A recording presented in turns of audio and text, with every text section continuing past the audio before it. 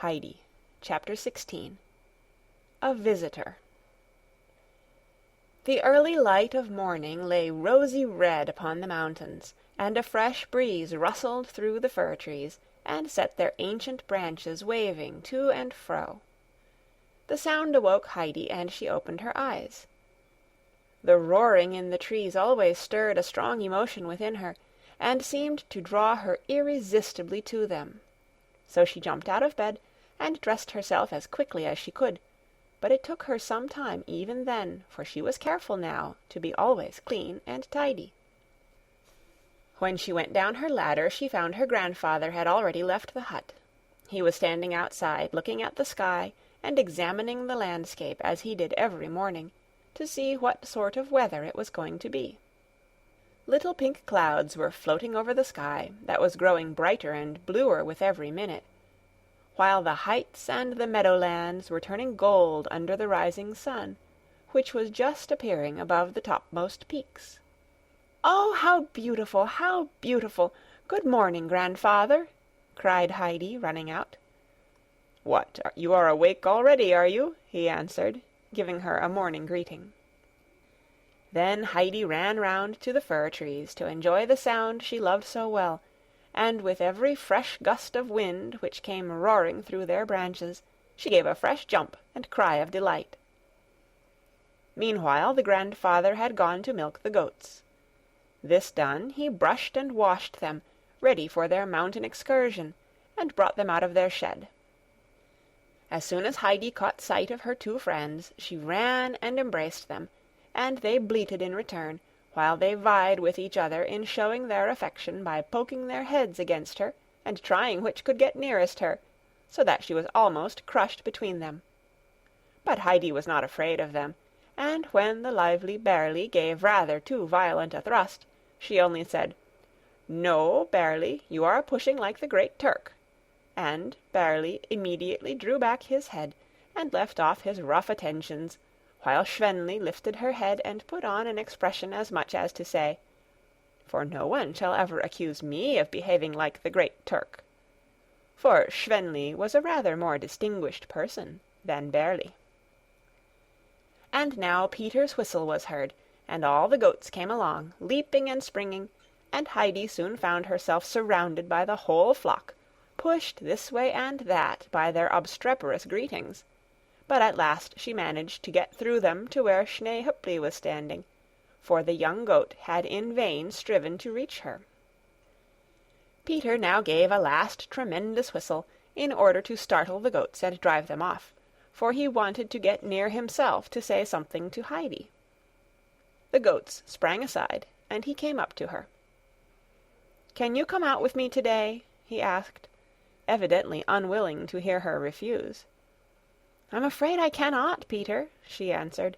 "I am expecting them every minute from Frankfort, and I must be at home when they come." "You have said the same thing for days now," grumbled Peter.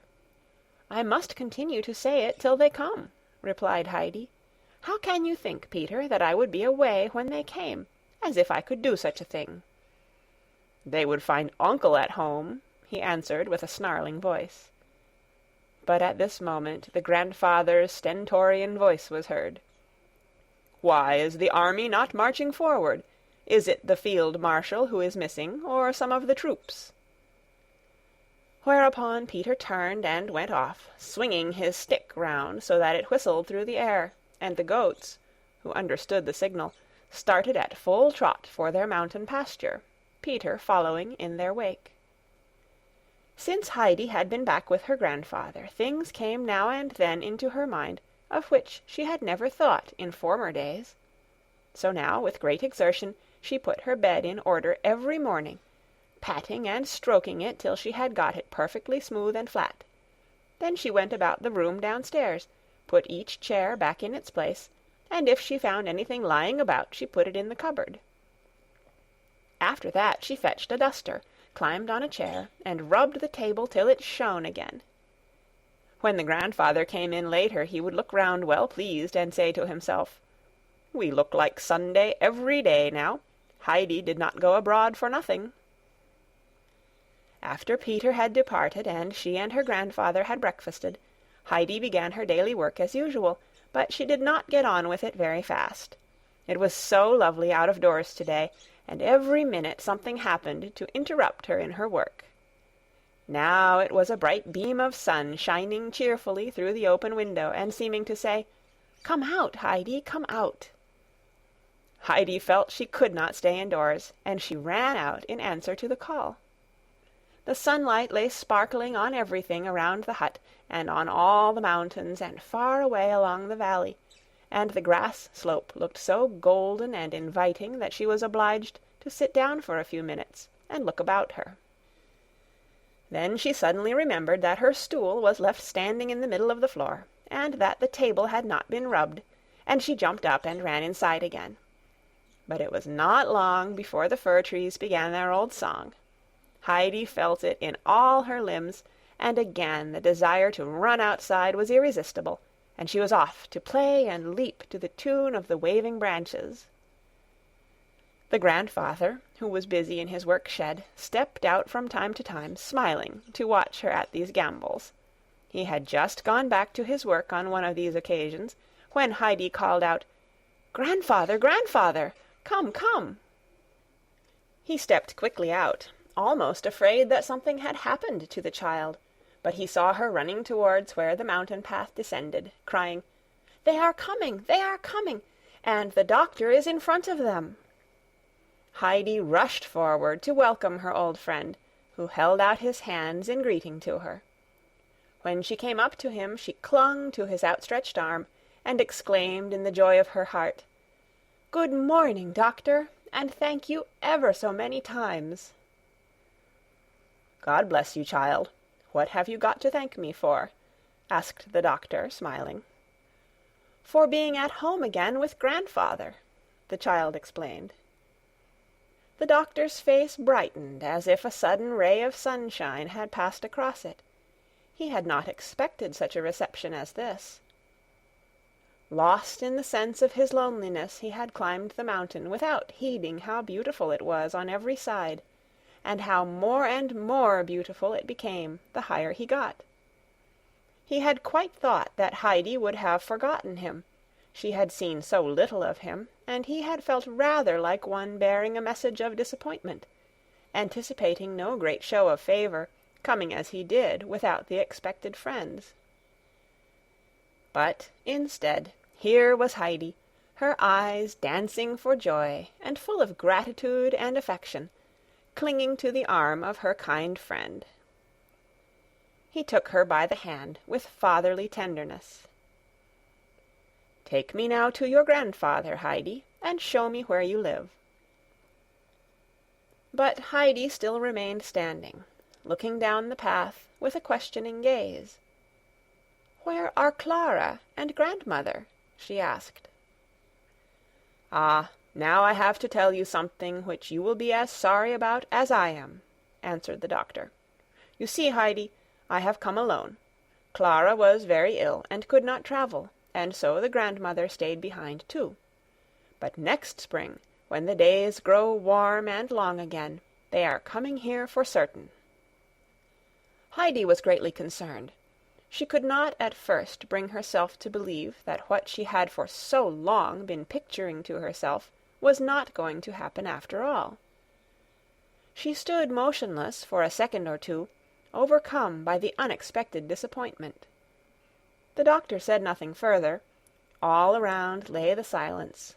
Only the sighing of the fir trees could be heard from where they stood.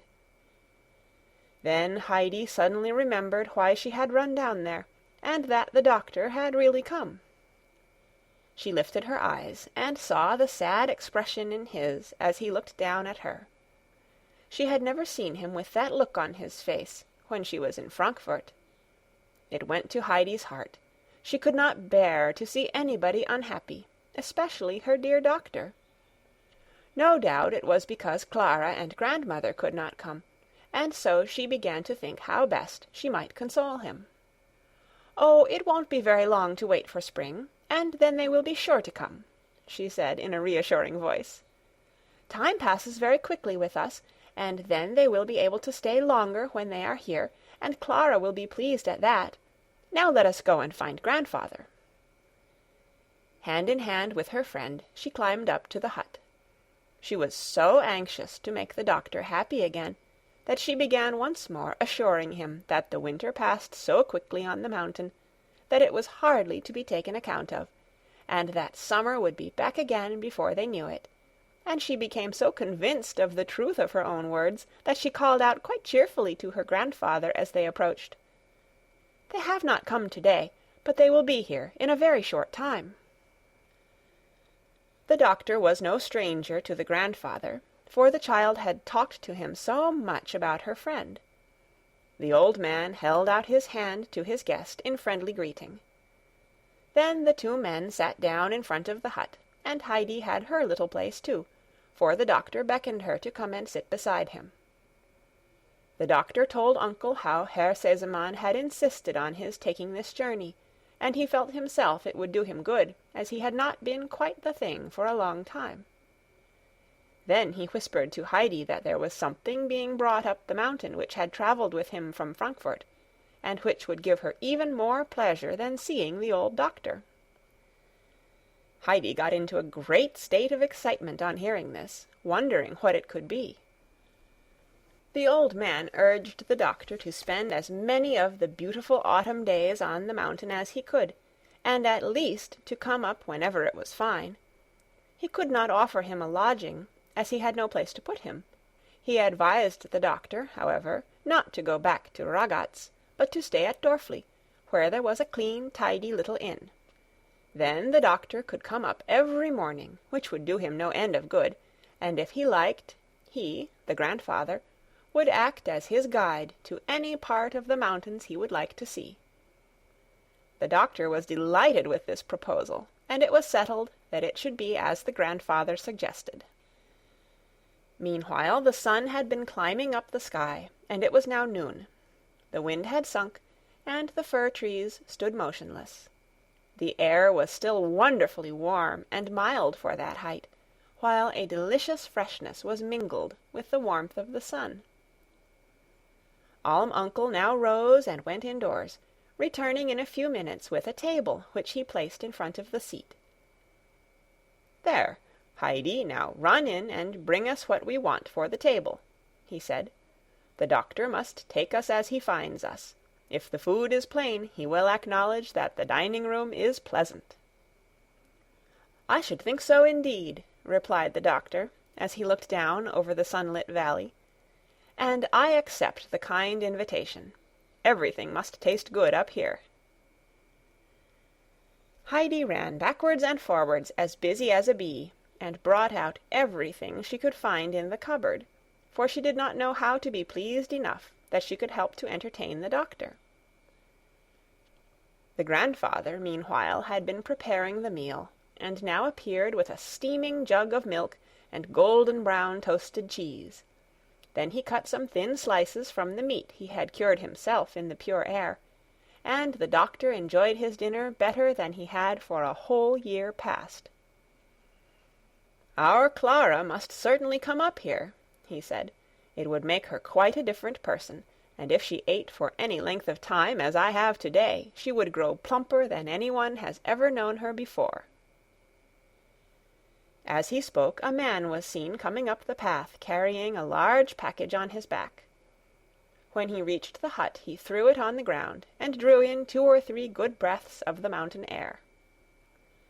"Ah, here's what travelled with me from Frankfurt," said the doctor, rising, and he went up to the package and began undoing it, Heidi looking on in great expectation. After he had released it from its heavy outer covering, "There, child," he said, "now you can go on unpacking your treasures yourself." Heidi undid her presents one by one until they were all displayed. She could not speak the while for wonder and delight. Not till the doctor went up to her again and opened the large box to show Heidi the cakes that were for the grandmother to eat with her coffee, did she at last give a cry of joy, exclaiming, "Now grandmother will have nice things to eat!" And she wanted to pack everything up again and start at once to give them to her. but the grandfather said he should walk down with the doctor that evening, and she could go with them and take the things. Heidi now found the packet of tobacco, which she ran and gave to her grandfather. He was so pleased with it that he immediately filled his pipe with some, and the two men then sat down together again, the smoke curling up from their pipes as they talked of all kinds of things, while Heidi continued to examine first one and then another of her presents. Suddenly she ran up to them, and, standing in front of the doctor, waited till there was a pause in the conversation, and then said, "No, the other thing has not given me more pleasure than seeing you, doctor." The two men could not help laughing, and the doctor answered that he should never have thought it. As the sun began to sink behind the mountains, the doctor rose, thinking it was time to return to Dorfli and seek for quarters. The grandfather carried the cakes and the shawl and the large sausage, and the doctor took Heidi's hand, so they all three started down the mountain. Arrived at Peter's home, Heidi bid the others good-bye. She was to wait at grandmother's till her grandfather, who was going on to Dorfli with his guest, returned to fetch her. As the doctor shook hands with her, she asked, "Would you like to come out with the goats tomorrow morning?" For she could think of no greater treat to offer him. "Agreed," answered the doctor. "We will go together." Heidi now ran in to the grandmother. She first, with some effort, managed to carry in the box of cakes. Then she ran out again and brought in the sausage, for her grandfather had put the presents down by the door, and then a third time for the shawl. She had placed them as close as she could to the grandmother, so that the latter might be able to feel them and understand what was there. The shawl she laid over the old woman's knees. "They are all from Frankfurt, from Clara and Grandmamma," she explained to the astonished grandmother and Brigitta, the latter having watched her dragging in all the heavy things, unable to imagine what was happening. "And you are very pleased with the cakes, aren't you, grandmother? Taste how soft they are," said Heidi over and over again, to which the grandmother continued to answer, "Yes, yes, Heidi, I should think so. What kind people they must be." And then she would pass her hand over the warm, thick shawl, and add, "This will be beautiful for the cold winter. I never thought I should have such a splendid thing as this to put on." Heidi could not help feeling some surprise at the grandmother seeming to take more pleasure in the shawl than the cakes. Meanwhile, Brigitta stood gazing at the sausage with almost an expression of awe. She had hardly in her life seen such a monster sausage, much less owned one, and she could scarcely believe her eyes. She shook her head and said doubtfully, "I must ask Uncle what it is meant for." But Heidi answered without hesitation, "It is meant for eating, not for anything else." Peter came tumbling in at this minute.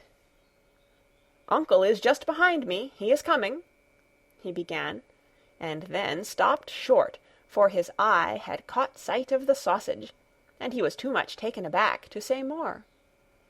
But Heidi understood that her grandfather was near, and so said good-bye to grandmother.